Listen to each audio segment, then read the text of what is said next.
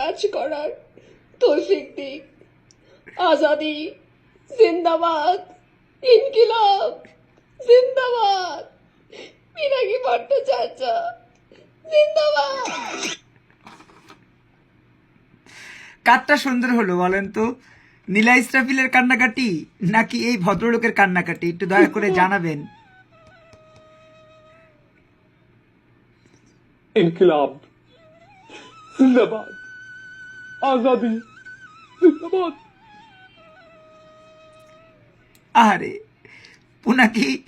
পুনাকি পিনাক খেয়ে কান্নাকাটি শুরু করে দিয়েছে, কারণ তার জামাত এত টাকা ছড়িয়েও, এত বাটপারি টাউটারি করেও তার জামাত আর জিততে পারছে না।